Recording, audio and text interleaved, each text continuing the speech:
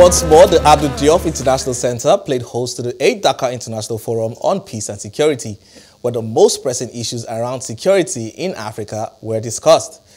This year's theme looks at Africa in the face of exogenous shocks and the challenges to stability and sovereignty.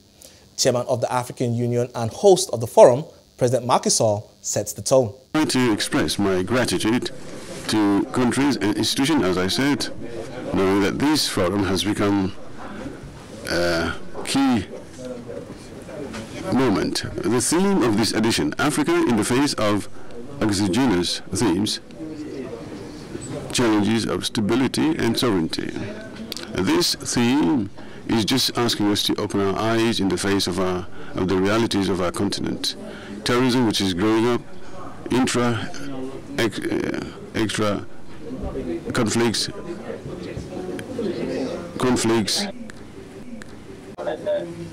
combined effects, climate change, COVID-19 pandemics, and the consequences of the Ukraine-Russia war. And of course, we all have to accept that this is a very gloomy picture.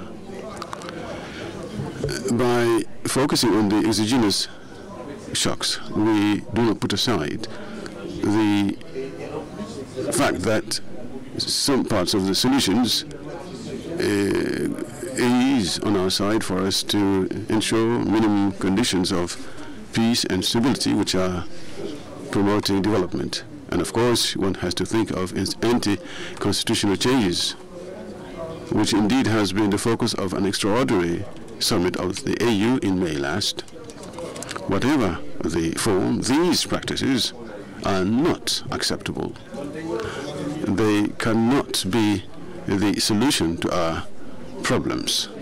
On the contrary, they will further exacerbate them and delay our work to development. As regards at stake, this practice is not a solution to any internal problem that may prevail in one of our countries. Therefore, it should deserve from all of us a very vigorous reaction based on principle of zero tolerance with regard to those institutions and people emerging from coup d'etats.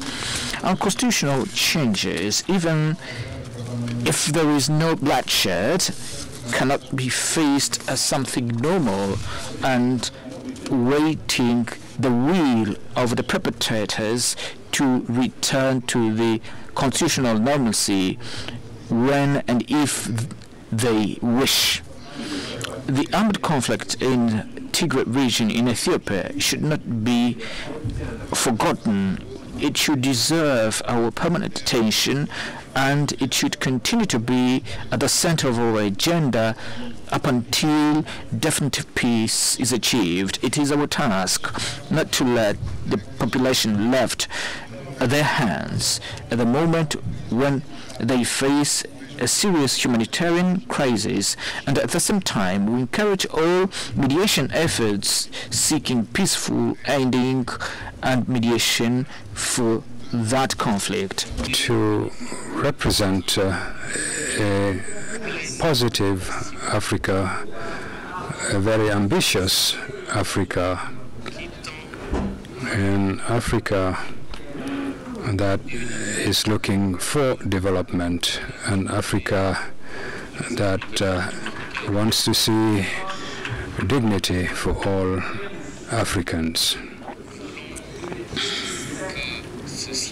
We want this century to enable us to bring a smile to all Africans. Obviously, we are facing a lot of challenges. The world order is constantly changing, and COVID-19 pandemic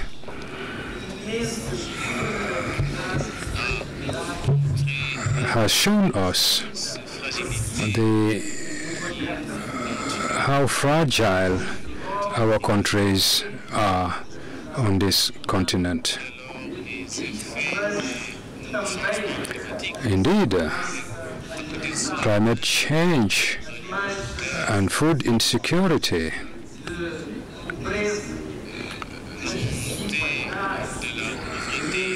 The increasing poverty and inequalities continue to weigh heavily on our populations. Not to forget the conflicts that threaten the peace and security in the various countries and regions of our continent, in Africa, West Africa in particular, with the constitutional issues in this century affect our development amidst the wave of terrorism in the Sahel. We need that dialogue. We need those consultations.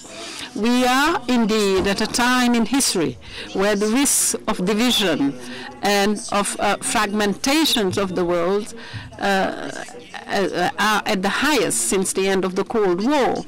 Our two continents are facing challenges, unprecedented challenges. On the African continent, we are facing multiple security crises, which call for strong responses and collective responses. And for us, Europeans, the aggression that is of Russia against the territorial integrity of Ukraine is an existential threat for stability and integrity of our continent. That such aggression suddenly put into question everything that was achieved over 70 years of peace on the continent. All the Europeans are experiencing it in that way, and it is for that reason that we are expressing today our expectations of solidarity from the African continent, particularly as this aggression also has an impact for the whole planet. The adverse effect of the Russia's action on the international community are far-reaching and serious, and the foundation on which we depend, including the United Nations and international law, are being challenged.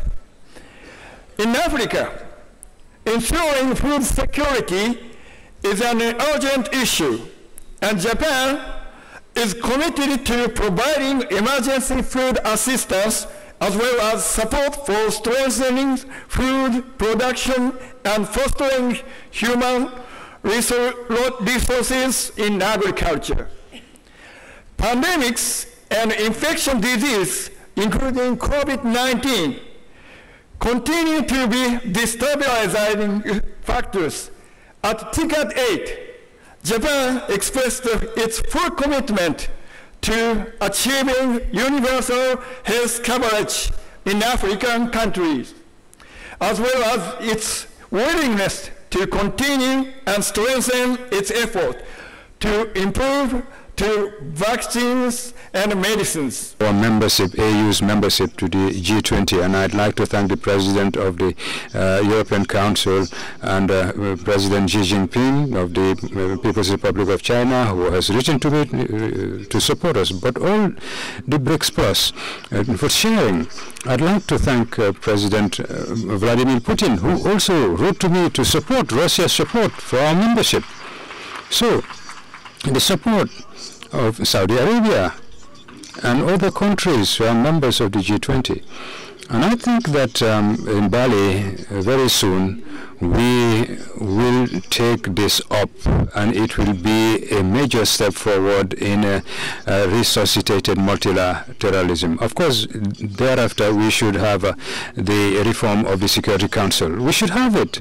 All we need is a little bit more solidarity and courage. I believe in multilateralism, and I think that we should do everything to preserve it, despite the war in Ukraine. And this is why, in fact, we think after condemning, etc., we need also to say that the main actors should talk to each other. They should talk to each other. Americans, Europeans, Russians, and Ukrainians. With, of course, the support of India, Africa, we should be able to stop this war which is destroying the world. And then we will see what we need to repair. Because a war, of course, will create a lot of damage, human damage. But afterwards, we need to, first of all, begin by talking to each other to find a solution to this conflict that should stop now. Thank you. One of the heavyweights in the Arab world and in the Middle East. So I would like to ask you, what are, according to you, the key sectors for strengthening the cooperation between Africa and the Arab world? Well, thank you very much. And I think, as I said earlier, we see tremendous potential in Africa. And obviously there are strong historic and cultural links already that exist between the African continent and the Arab world and Saudi Arabia. And I think we need to build on those strong links. And we need to focus, as I said, on building a sustainable partnership that delivers sustainable prosperity for the people of Africa, for the people of the Arab world. And here, areas of renewable energy for us are the primary priority, because we heard some of the leaders talk about the importance of access to energy in order to spur development, and we think that's key. And obviously, in order to facilitate that, and as well to deal with the challenge of climate change, renewable energy is going to be a key issue, and we believe that there is a lot of potential to integrate Africa and the Arab world from an energy perspective. There's also a lot of potential to increase trade between the kingdom and between the Arab world and Africa. And of course, we in the kingdom, we have under our leadership something called Vision 2030, which is a very ambitious reform program built at diversifying our economy, but also building the resilience of our economy. And I think in Africa, there are a lot of opportunities to do that as well, where we can, we talked a little bit about the mineral resources that exist and all of the potential that exists, but the important that Africa captures the full supply chain, so that most of the benefits from the resources of Africa are retained in Africa. And here I think we are very committed to building a partnership in that aspect, to really exploiting the full value chain in Africa in partnership with our companies, with our industries. And I think those are the main opportunities, really building a sustainable model of economic growth, economic prosperity, which will, I think, impact across the line for the benefit of all. Quite a host of issues were raised at the forum, from a need to re-examine the modern peace operations to the rising challenge of unconstitutional change of government playing out in West Africa. The forum also aimed to raise solutions to the spread of violent extremism, among others. Africa's response should be coordinated. And it has been coordinated, through our regional organizations as well as our continental organization, the African Union. So what we're trying to do is that our partnerships should revolve around those coordinated, localized solutions that we have developed ourselves. We feel, in as much as we appreciate the work of our partners, we want our continent to take leadership role in finding solutions to our own problems, and partnerships should be built around those solutions. I think what we should avoid at all costs is these fragmented initiatives, which are difficult to coordinate, manage, and might end up just distracting us. So we feel Africa's solution should be given priority, and we appeal to all our partners to really work around those solutions. If you look at those protocols meant to promote democracy and human rights and also good governance, you can consider that, in fact, all the principles to deter any unconstitutional changes of government are there. But the problem is that the way they have been applied have been completely hectic. And for instance, if today you can see lots of condemnation of military coups, it was not the case for what I would call civilian coups, because lots of African leaders have changed the constitutions of their own country to be able to run for a third mandate, which was not at all something which was planned by their constitution. So I think there is a need to focus much more on reviewing on those frameworks, but much more on applying them with good faith. But maybe it's because I'm an historian of Middle Ages, so I believe in the long term. So I think that there is no miracle and miraculous solution in the short term. And the best way to address the security problems is to address them in an holistic way, and not just via the defense on the security forces aspect, but also very important the social cohesion aspect, the social services that has to be given to the population. So it's that. But it's easy to say, it's less easy to do. What I will just say in one word, there is an emergency.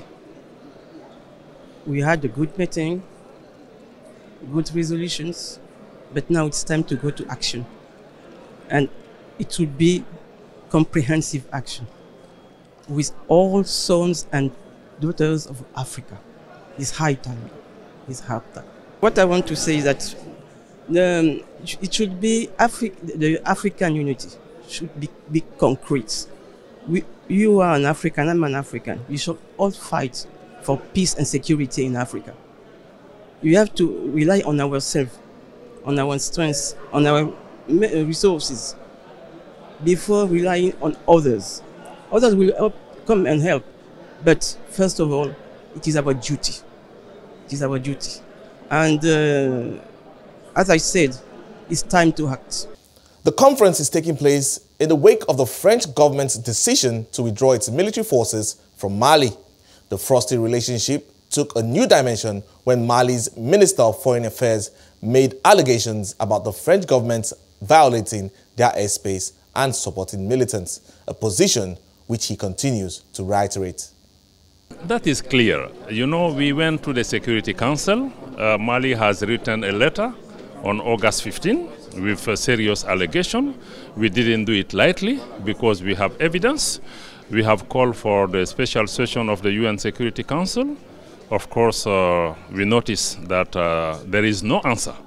It's the silence. Nobody is telling us even why. And you notice that on 18th of October, I participated in the UN Security Council meeting on the situation in Mali, and people are asking why you didn't take this opportunity. Mali is not begging for an occasion. We have been asking for discussion, contradictory discussion on a very serious matter.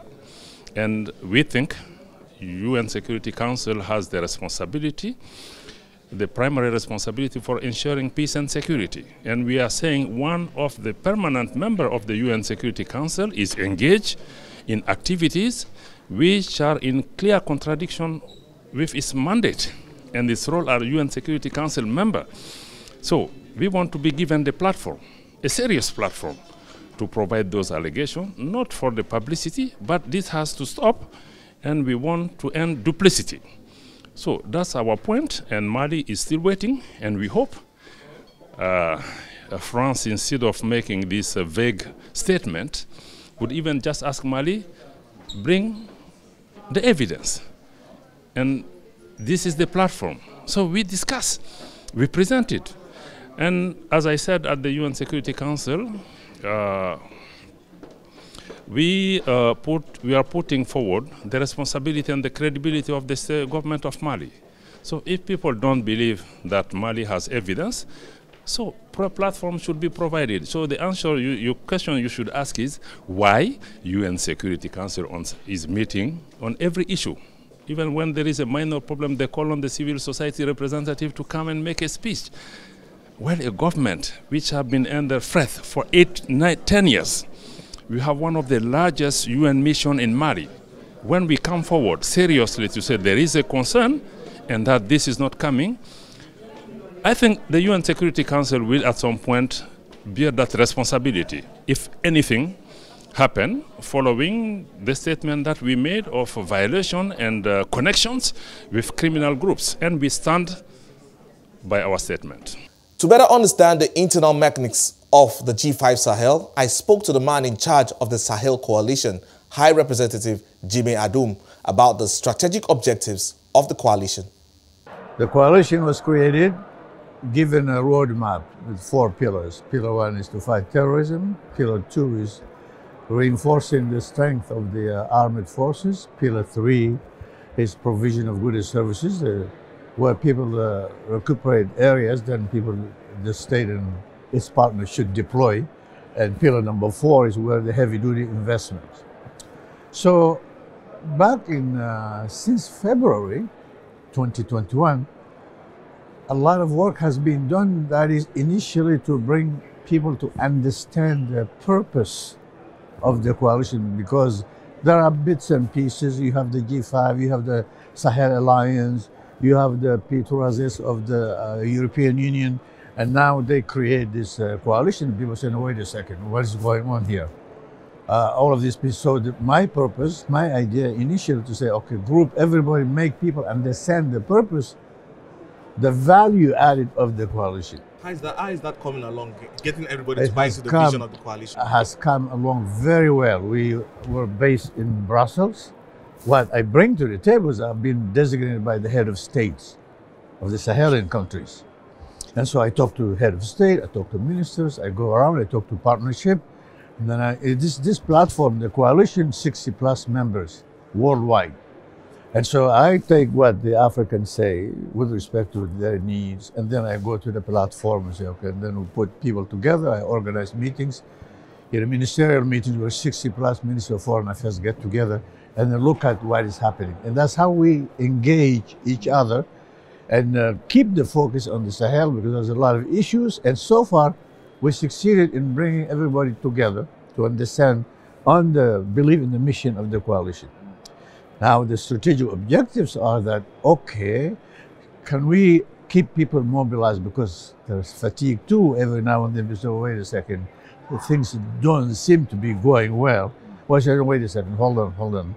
Because there are issues, yes, indeed, but there are also some roadways that have been made. So my job, my purpose of the coalition in Brussels with a secretariat that has 6 diplomats from Canada, Italy, France, from the United Kingdom, and I'm from Chad and so on, the US, sitting there catering to that. So now we bring the issues to the table, we bring the partners together, we talk to policymakers, and then we say it the way we see it fit. We kind of. But how would you say the progress of the engagements have been, and what metrics are you using to measure that? At a minimum, people did not disengage from the Sahelian countries. Plus, there used to be Sahelian issues. Now terrorism has migrated southward. Even the coastal countries are now feeling the heat. And so we were saying, hold on a second, the experience gained from people from the Sahel fighting and the networks that have been developed should be packaged and put into this new dynamic, so to help the countries from the coastal countries as well take these issues seriously. So any progress? Yeah, at the minimum, there's a better understanding. At the minimum, people are now saying, if you need some knowledge about what is going on, you go to the coalition. At a minimum, people get together. When we organize meetings, we get together, we sit down, and then I take the message and I go to the head of states, and vice versa. And we have this roadmap that actually provides the common ground on which people then find them. Russia's invasion of Ukraine poses new threats for Africa beyond food security. For a continent that is looking for partners for progress, the fragmentation in the geopolitical space in Europe begs the question, where should Africa pitch its tent? Listen, I think Africa's interest is very clear. Africa's priorities are very clear. And our partners are chosen, and the partnerships are developed on the basis of those interests. And I think our African leaders have been very clear. They've identified and they have insisted that we will make sure our interest comes first. So the matter is very clear. We don't want to be really put on one side against the other. What we wanted to work on is Africa's, to promote Africa's interests, and that is our main priority. From African leaders, that's what is very interesting today. It is the fact that we can see that traditional alliances, in particular with Western partners today, are completely challenged because lots of African leaders, but also, in my view, much more importantly, population at large, do consider that there is a need to have different kind of partners and not to be dependent on only kind of alliance. And there is also a strong will not to be trapped into competitions which are definitely not directly related with the security of the continent itself. We shouldn't talk about Africa as, just a homogeneous bloc, right? We have different countries with different interests, different political contexts. But what we've seen is that with the different UN votes is they are taking a stand to put forward their interests. They are trying to balance their partnerships and interests with different countries, so whether it is Russia, with China, with the United States. And so we've seen that many countries actually remain neutral during the different votes in April and earlier also in October. So they are putting their interests first. They refuse to being pressured by one side or another. The Minister of Foreign Affairs from South Africa has been quite vocal about this during Secretary of State's Blinken visits in August. So yeah, I mean, again, these are new dynamics that we've been seeing for quite some time. This is something that's been quite stressed during since the beginning of the war, because, well, obviously the United States, for instance, is seeking for support across the globe. After 2 days of deliberations, we find out what the biggest takeaways have been for participants and how will the discussions here in Dakar shape the future of security on the continent. Well, I mean, the president of Senegal was extremely very clear. He did indicate the importance, as I've just said, the importance of Africa taking leadership and the geopolitical reality or geopolitical situation being addressed to reflect the current reality. The United Nations, for example, President Sall spoke extensively about the needs to reform the United Nations. What he said is the UN was established after the war to respond to the realities of the time. The realities of the time allowed for permanent seats to be held by certain countries. Now we have more countries that have gained independence 70 years down the road, 60 years down the road. It is no longer the same reality. So the institution needs to reflect the current reality. The first point is that peace and security is a really big issue for Africa. If we need to develop our countries, we need first peace and security. And all the things that these high personalities said is to convince, African and European, all other people all over the world, that we must work together to install peace and stability in Africa. Because peace in Africa is part of the peace of the world. That's the main point that I can mention at the end of this morning. Well, my biggest takeaway for those 2 days is that we are and remain certainly one of the biggest partners of Africa, also in terms of peace and security. but that maybe we have to invest more in communication and to speak to each other, to lift some misunderstanding that I could hear those days, and to find the good match of all that in respect of the sovereignty. It's a word that we have heard a lot, and we are very keen to support the sovereignty of Africa as a continent, of every country, but also of support our own sovereignty. What is very interesting is that we can see that approaches are changing, because it's not my first Dakar Forum, it is my sixth one, and 8 years ago, it was completely different. There was really a requirement, a request for much more support from international partners, multilateral organizations, etc. And here, this time, we can see that there is a strong will from African leaders to get much more autonomy and to diversify all their security partnership. I think it is the first thing which is really striking, if I may say. The other aspect is that we can see that there is a recognition that all the international actors and national ones as well have been absolutely unable to cope with the kind of insecurity which has been spreading over all the Sahel, West African region, but also in Central Africa, in the Horn, or in Mozambique. So this is in fact a very worrying situation in the perspective of all the stakeholders which are taking part to this forum.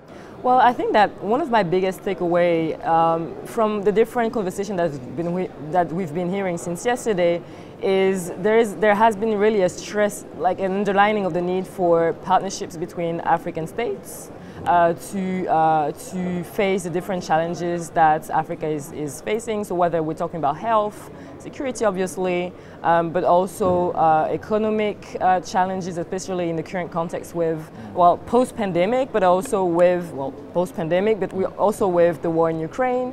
But also what has been striking, especially this morning, was the interventions by the representatives from India and Turkey. They were really underlining their growing engagement from these two countries with Africa. That during the last 8 years, India had around 36 high-level visits to Africa, around 100 high-level visits from African countries to India. India has now 43 countries. India has its missions. Our investment has grown, our trade has grown. During the last few years, we have the opportunity to partner with Africa in agriculture, irrigation, education, science and technology, healthcare, infrastructure, all these areas. I must say that India has been a partner with Africa in education especially. Commitment for further promote efforts to realize sustainable peace and stability in Africa. The unity of the international community is essential to address the various exogenous shocks, namely the Russian aggression against Ukraine, COVID-19, and climate change as well. Moreover, in order to realize free and open Indo-Pacific, Japan will improve connectivity in Africa and advance Security Council reform. Building on the discussion at the Dakar Forum, Japan hopes to continue to play a leading role, working closely with African countries and our partners. The geopolitical tensions in Europe means Africa needs to diversify its partnerships with other emerging powers and also look inwards for security solutions. I'm Kenneth Igbomo. Thank you so much for watching.